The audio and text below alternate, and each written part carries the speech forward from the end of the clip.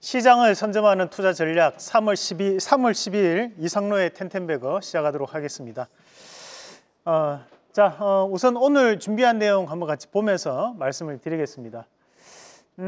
엔비디아 문제는 발열, 최근에 계속 얘기가 나오는 것이 이 엔비디아 젠슨왕의 가장 심각한 고민이 바로 이 블랙엘 제품에 대해서 발열을 잡지 못하고 있다라는 얘기가 최근에도 나오고 있으면서 그러면서 이런 유리기판에 대한 관심도가 상당 부분 올라가고 있는 시점입니다. 마찬가지로 최근 실적을 발표했던 TSMC 같은 경우에도 상당히 좋은 실적을 발표를 했는데 바로 AI 시장이 확대가 되면서 AI 칩에 대한 수요가 늘어난 것이 바로 이 실적에 대한 부분으로 이슈가 나오기도 했습니다. 그만큼 이제 관련된 부분에서 우리가 이런 유리기판에 대해서 좀 더 상세하게 한번 알아보도록 하겠습니다. 자, 준비된 그림을 한번 같이 보시면, 자, 왼쪽에 있는 이 그림은 이제 유리기판, 우리가 일반적으로 쓰는 PCB 기판이라고 생각을 하시면 됩니다.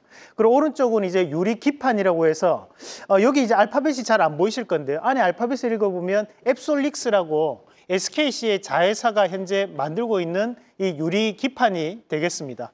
자, 그러면 우리가 이런 기판 두 개에 대한 차이가 뭐냐? 우리가 눈으로 보시더라도 이런 유리 기판, 현재 쓰고 있는 기판에 대한 부분에서는 상당히 복잡한 회로가 들어가 있는 것처럼 보여지고, 대신에 오른쪽의 유리 기판 같은 경우에는 상당히 심플한 부분으로 나타난 것이 우리가 눈으로 볼 때는 읽히게 됩니다.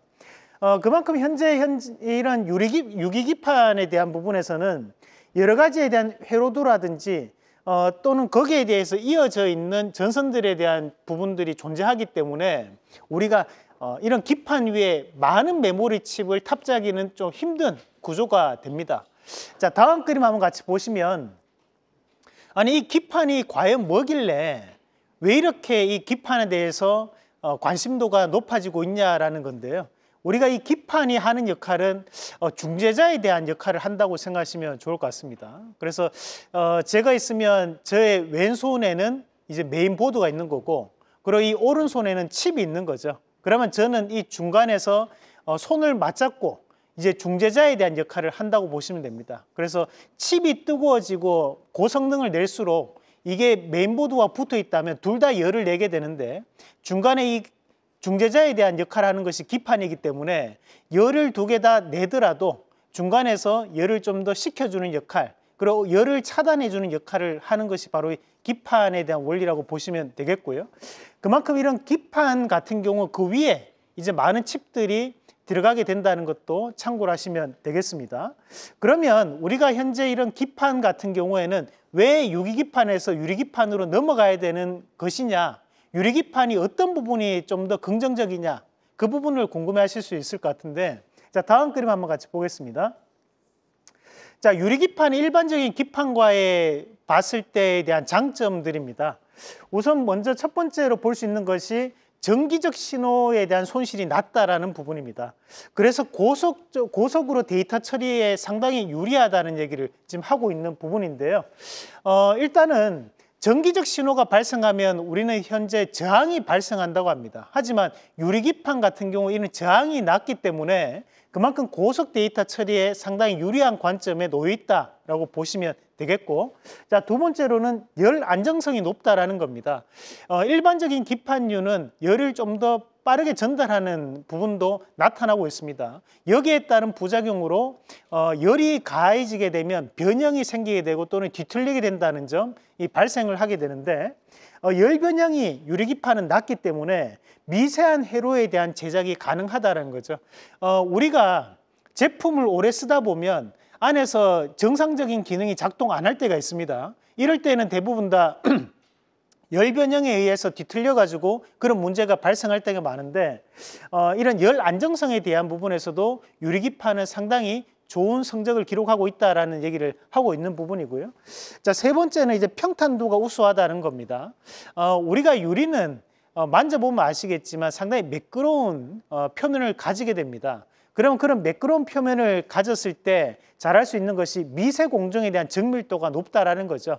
그림을 쉽게 그려서 우리가 회로도를 입힐 수 있는 단계이기 때문에 우리가 이런 평탄도가 우수하다는 것은 상당한 장점이 될 수 있다는 얘기를 하고 있고요.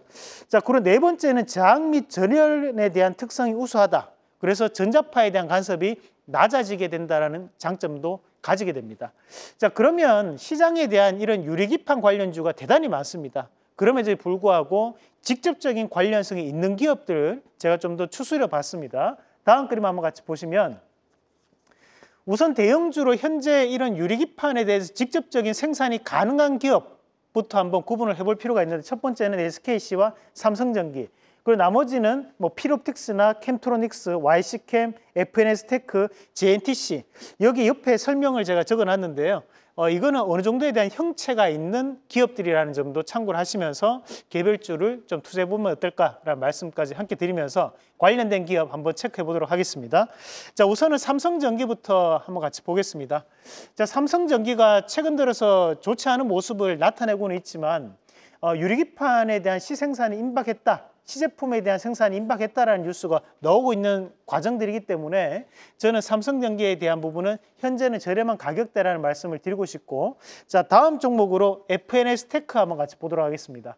자, 사실 이 FNS테크가 시가총액이 높은 기업은 아닙니다. 지금 현재 시가총액이 조금 800억 정도에 되는 기업인데, 다만 이 FNS테크가 과거에 삼성디스플레이와에 대한 이런 유리 관련해서 유리기판 세정 기술을, 원천 기술을 또 보유하고 있는 기업이기 때문에 현재에 대한 상승은 눈여겨볼 수 있는 상승이라고 말씀을 좀 드리겠고, 정확하게는 유리기판 식각 공정에 대한 원천 기술을 보유하고 있는 기업이 바로 이 FNS테크입니다. 그래서 그 기술력을 좀 더 부각받을 수 있는 가격적인 부분이다, 그렇게 말씀을 드리도록 하겠습니다.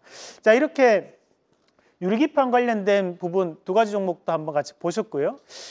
그리고 이제 최근에 했던 종목군들에 대한 움직임도 한번 체크를 해보시면 될 것 같고, 지금은 워낙 개별주 시장이기 때문에 지금은 종목을 늘리는 것보다는 좀 더 선택과 집중을 하는 전략을 말씀을 드리도록 하겠습니다. 자, 그럼 오늘 준비된 기업 한번 같이 보겠습니다. 자, 오늘 제가 준비한 기업은 DMS라는 기업 한번 준비를 해봤습니다. DMS라는 기업이 과거에는 이제 반도체라든지 또는 디스플레이 공정 장비를 납품하는 기업으로 알려져 있습니다. 근데 최근에 이런 유리기판 관련된 세정 장비에 대한 사업으로 영역을 확대한다는 뉴스가 2024년도에 나왔고, 이것이 본격적으로 진행되는 것이 최근에 다시 한 번 더 이슈가 부각되고 있는 양상들입니다.